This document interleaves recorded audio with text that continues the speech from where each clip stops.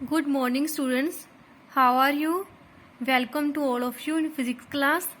बेटा हमने जो हमारा सिलेबस है 3rd यूनिट तक कंप्लीट कर लिया है. आज हम 4th यूनिट स्टार्ट करेंगे. ये बिल्कुल इजी है. ओके, इसका नेम है work energy and power. So today our first topic is work. सबसे पहले हम इसकी डेफिनेशन को स्टडी करते हैं. Work is said to be done by force when the body is displaced actually through some distance in the direction of the applied force. Let us suppose कि हमारे पास एक ऑब्जेक्ट है, ठीक है, कि हम इसको फोर्स अप्लाई करते हैं. ये ऑब्जेक्ट कुछ सर्टेन डिस्टेंस ट्रेवल करता है, then work is done. Okay, मान लो ये हमारे पास ऑब्जेक्ट है, इसको हम फोर्स लगाते हैं, ये सर्टेन डिस्टेंस ट्रेवल नहीं करता, देन वर्क डन इज 0. वर्क तभी होएगा अगर हम किसी ऑब्जेक्ट को फोर्स अप्लाई करेंगे, वो ऑब्जेक्ट एक्चुअल में सर्टेन डिस्टेंस ट्रेवल करता है. देखो अब हम इसको डायग्राम के थ्रू समझते हैं. ठीक है, लेट अस सपोज ये हमारे पास ग्राउंड है. ग्राउंड पे हमने किसी ऑब्जेक्ट को रखा, ठीक है, हम इसके ऊपर ऐसे करके फोर्स लगाएंगे. इस फोर्स के 2 कंपोनेंट होंगे, horizontal component and vertical component.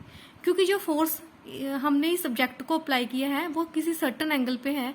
अगर कोई भी फिजिकल क्वांटिटी किसी सर्टेन एंगल पे लाई करती है तो उसके 2 कंपोनेंट होते हैं, horizontal component and vertical component. Okay, late us suppose अगर हमने इस ऑब्जेक्ट को फोर्स एफ अप्लाई किया तो इस ऑब्जेक्ट ने कुछ सर्टेन डिस्टेंस ट्रेवल किया, दैट इज एस. ठीक है, the component F Y does not work as the body does not move up and down. देखो ऑब्जेक्ट को ध्यान से, इस ऑब्जेक्ट ने सर्टेन डिस्टेंस ट्रेवल किया अलोंग द हॉरिजॉन्टल डायरेक्शन. मतलब कि जो ऑब्जेक्ट है उसकी मोशन ना तो अप है ना ही डाउन. मतलब कि जो फोर्स का वर्टिकल कंपोनेंट है उसका रोल कितना होएगा, 0. सो वर्क को हम कैसे रिप्रेजेंट करेंगे, मतलब कि जो फोर्स हमने अप्लाई किया था ऑब्जेक्ट को उसका हॉरिजॉन्टल कंपोनेंट एंड डिस्प्लेसमेंट. अब हॉरिजॉन्टल कंपोनेंट की वैल्यू कितनी होती है, F cos theta, and vertical component की वैल्यू कितनी होती है, एफ साइन थीटा. यहाँ पे हम हॉरिजॉन्टल कंपोनेंट की वैल्यू अप्लाई करेंगे F cos theta into S. So work का हमारे पास फॉर्मूला होता है एफ एस कोस थीटा. तो इसको हम कैसे रिप्रेजेंट कर सकते हैं, एफ डॉट एस. क्योंकि अगर 2 फिजिकल क्वांटिटी के साथ कोस थीटा होता है तो हम उसको डॉट की फॉर्म में रिप्रेजेंट कर सकते हैं. ठीक है, अगर यहाँ पे साइन होता तो हम यहाँ पे क्या लगाते, क्रॉस. अब देखो ध्यान से इस फॉर्मूले को. अगर 2 फिजिकल क्वांटिटी के बीच में डॉट है तो जो हमारे पास 3rd फिजिकल क्वांटिटी प्रोड्यूस होएगी दैट इज स्केलर. ठीक है, एफ और एस के बीच में डॉट है, so work is a scalar physical quantity.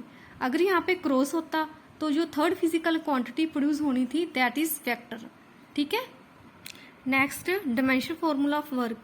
ठीक है, वर्क का क्या फॉर्मूला होता है, फोर्स इंटू डिस्टेंस. 4 का डायमेंशन फॉर्मूला होता है m1 l1 t rest power -2. ठीक है, इसलिए वर्क का डायमेंशन फॉर्मूला होएगा m1 l square t rest power -2. Next हम स्टडी करते हैं यूनिट ऑफ वर्क. सबसे पहले हम एब्सोल्यूट यूनिट को स्टडी करते हैं.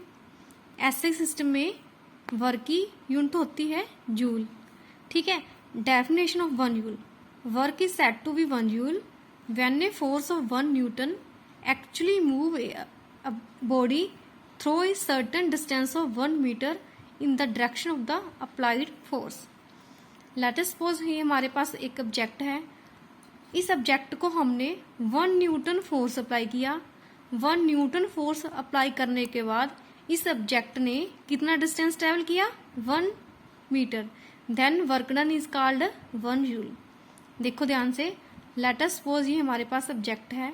इस ऑब्जेक्ट को हमने 1 न्यूटन फोर्स अप्लाई किया और ऑब्जेक्ट ने 1 मीटर डिस्टेंस ट्रेवल किया, then work done is 1 joule.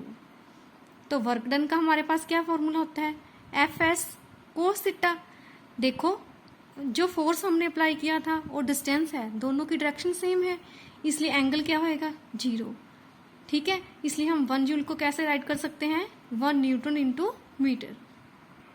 Next serious unit of work is erg. Work is said to be 1 erg when a force of 1 dyne actually move a body through a distance of 1 centimetre in the direction of the applied force. ठीक है, late us suppose हमारे पास object है, इसको हम अगर 1 dine force apply करते हैं, 1 dine force apply करने के बाद ये ऑब्जेक्ट 1 सेंटीमीटर डिस्टेंस ट्रेवल करता है। ठीक है, then work done is called 1 erg. ठीक है, दोबारा से आपको बताती हूँ बेटा, लेट अस सपोज ये हमारे पास कोई भी ऑब्जेक्ट है, इसको हमने 1 डाइन फोर्स अप्लाई किया। 1 डाइन फोर्स अप्लाई करने के बाद इस ऑब्जेक्ट ने 1 सेंटीमीटर डिस्टेंस ट्रेवल किया in the direction of applied force, then work done is said to be 1 erg. ठीक है, वर्क डन का हमारे पास फॉर्मूला होता है एफ एस कोस थीटा। ठीक है, तो वर्क डन होएगा 1 अर्ग अगर फोर्स की वैल्यू 1 डाइन होएगी, डिस्टेंस की वैल्यू 1 सेंटीमीटर होएगी, और इन दोनों की जो डायरेक्शन है सेम होएगी। सो जो एंगल है that is equal to 0। So 1 erg is equal to 1 dyne into centimetre. Next, what is the relation between joule and erg? 1 joule is equal to 10⁻⁷ अर्ग। ठीक है, ये यूनिट न्यूमेरिकल पर्पज के लिए यूज होती है। फर्स्ट यूनिट में जो हमने डायमेंशन फॉर्मूला के ऊपर न्यूमेरिकल सोल्व किए थे, तब हमने रिलेशन फाइंड किया था what is the relation between 1 joule and 1 अर्ग। नेक्स्ट हम स्टडी करते हैं ग्रेविटेशन यूनिट ऑफ वर्क। ठीक है, जो ग्रेविटेशन यूनिट ऑफ वर्क होती है ये प्रैक्टिकल पर्पज के लिए होती हैं।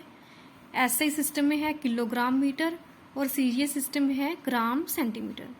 सबसे पहले हम किलोग्राम मीटर की डेफिनेशन को स्टडी करते हैं। Work is said to be 1 kilogram metre when a force of 1 kilogram force move a body through a distance of 1 metre. ठीक है, in the direction of the applied force. अगर हम किसी भी ऑब्जेक्ट को 1 किलोग्राम फोर्स अप्लाई करते हैं और वो ऑब्जेक्ट 1 मीटर डिस्टेंस ट्रेवल करता है, then work done is called 1 kilogram metre. सबसे पहले 1 किलोग्राम फोर्स का मीनिंग क्या होता है? 1 किलोग्राम फोर्स को हम 1 किलोग्राम वेट भी बोलते हैं। 1 किलोग्राम फोर्स का क्या मीनिंग होता है? लेट अस सपोज हमारे पास ये ऑब्जेक्ट है, इसका जो मास है 1 kg है। 1 kg जो हमारे पास मास है, इसका कितना वेट होएगा? That is called 1 kilogram force और 1 किलोग्राम वेट। ठीक है, वेट का फॉर्मूला होता है mg। मास कितना है इस ऑब्जेक्ट का? Let us suppose 1 kg। और g की वैल्यू, g क्या होता है? Acceleration due to gravity. इसकी वैल्यू कितनी होती है? 9.8 metre per second square. So weight की वैल्यू किसके इक्वल आएगी? 9.8 kilogram metre per second square. Kilogram metre per second square किसके इक्वल होता है? न्यूटन के। सो 1 किलोग्राम फोर्स और 1 kg वेट को हम कैसे राइट कर सकते हैं? 9.8 न्यूटन। ठीक है, अगर हम किसी भी ऑब्जेक्ट के ऊपर 1 किलोग्राम फोर्स अप्लाई करते हैं और वो ऑब्जेक्ट 1 मीटर डिस्टेंस ट्रेवल करता है, then work done is called 1 kilogram metre. ठीक है, इन दोनों की जो डायरेक्शन है सेम होती है, इसलिए हम एंगल की वैल्यू 0 पुट करेंगे। ठीक है, अब हम यहाँ पे वैल्यू पुट कर देंगे। We know that value of 1 kg F is 9.8 newton. ठीक है, so value of 1 kg metre is equal to 9.8 joule. अब देखो, ऐसे सिस्टम में फोर्स की यूनिट न्यूटन होती है, डिस्टेंस की मीटर होती है। Work is equal to force into distance. ठीक है, न्यूटन इंटू मीटर किसके इक्वल होता है? जूल के, क्योंकि ऐसे सिस्टम में वर्क की यूनिट होती है जूल। नेक्स्ट, सीजीएस सिस्टम में वर्क की प्रैक्टिकल यूनिट होती है ग्राम सेंटीमीटर। ठीक है, इसको हम कैसे डिफाइन करेंगे? Work is said to be 1 gram centimetre when a force of 1 gram. ठीक है, मतलब कि अगर फोर्स की वैल्यू 1 ग्राम फोर्स होती है या ग्राम वेट होती है, moves through a distance of 1 centimetre. मतलब क्या है इसका? लेट अस सपोज ये हमारे पास ऑब्जेक्ट है, अगर हम इस ऑब्जेक्ट के ऊपर 1 ग्राम फोर्स अप्लाई करेंगे और ये ऑब्जेक्ट 1 सेंटीमीटर डिस्टेंस ट्रेवल करेगा, then work done is called gram centimetre. ठीक है, ग्राम फोर्स, ग्राम वेट, इसका मीनिंग सेम होता है। ग्राम वेट का क्या मीनिंग होता है? अगर हमारे पास कोई भी ऑब्जेक्ट होता है, उसका जो मास है 1 ग्राम होता है, उस ऑब्जेक्ट का वेट कितना होएगा? That is called gram force. ठीक है, इसको देखो हम कैसे ड्राइव कर सकते हैं। तो वेट का फॉर्मूला क्या होता है हमारे पास? mg। अगर हमारे पास जो ऑब्जेक्ट है उसका मास 1 ग्राम है, तो एक्सेलरेशन ड्यू टू ग्रेविटी की वैल्यू होती है सीजीएस सिस्टम में 980 ठीक है। तो हमने वैल्यू पुट कर दी, तो मतलब कि इसकी यूनिट क्या आएगी, सेंटीमीटर पर सेकंड स्क्वायर। ठीक है, तो हमारे पास ग्राम फोर्स की वैल्यू कितनी आ गई, 980 ग्राम सेंटीमीटर पर सेकंड स्क्वायर। ठीक है, ये किसके इक्वल होता है, अर्ग के। सो वेट इज इक्वल टू 980 अर्ग। ठीक है, अब देखो ग्राम सेंटीमीटर का मतलब क्या होता है, अगर हम किसी भी ऑब्जेक्ट को 1 ग्राम फोर्स अप्लाई करेंगे, ठीक है, तो वो ऑब्जेक्ट 1 सेंटीमीटर डिस्टेंस ट्रेवल करेगा। दोनों की डायरेक्शन सेम होएगी, इसलिए एंगल क्या होएगा, 0। ठीक है, अब हमारे पास 1 ग्राम फोर्स की वैल्यू होती है 980 अर्ग, क्योंकि अगर किसी ऑब्जेक्ट का मास 1 ग्राम होता है और मतलब कि उसका वेट कितना होएगा, that is called 1 gram force. ठीक है, तो इसको सोल्व करके हमारे पास कितना आ गया, 980 अर्ग। ठीक है, क्योंकि जो सीजीएस सिस्टम है उसमें कितनी यूनिट होती है फोर्स की, डाइन, और डिस्टेंस की होती है सेंटीमीटर। सॉरी बेटा, यहाँ पे डाइन आएगा, ग्राम सेंटीमीटर पर सेकंड स्क्वायर, जो मतलब कि फोर्स का डायमेंशन फॉर्मूला होता है m1 L1 T⁻⁻²। ठीक है, तो अर्ग किसके इक्वल आएगा, डाइन इंटू सेंटीमीटर, यहाँ पे क्या आएगा, डाइन। अब relation between 1 kilogram centimetre and gram centimetre, यहाँ पे आएगा मीटर। ठीक है, क्योंकि ऐसे सिस्टम में यूनिट होती है 1 किलोग्राम मीटर, सीजीएस में होती है ग्राम सेंटीमीटर। ठीक है, हम किलोग्राम को ग्राम में कन्वर्ट कर लेंगे, मीटर को सेंटीमीटर में कन्वर्ट कर लेंगे। हमें पता है 1 किलोग्राम में कितने ग्राम होते हैं, 10⁻3। 1 मीटर में कितने सेंटीमीटर होते हैं, 10⁻2। So 1 gram metre is equal to 10⁵ gram centimetre. Okay students, आज हमने बेसिक कंसेप्ट को डिस्कस किया। व्हाट इज वर्क, वर्क क्या होता है, ठीक है, वर्क का डायमेंशन फॉर्मूला क्या होता है, वर्क का क्या फॉर्मूला होता है, ठीक है, और वर्क की अलग अलग सिस्टम में क्या यूनिट होती है। आपने अच्छे से केयरफुली होकर वीडियो देखनी है, नोट्स बनाने हैं। कोई भी प्रॉब्लम हो तो मेरे साथ कंसल्ट करना है। Okay, thank you, have a nice day.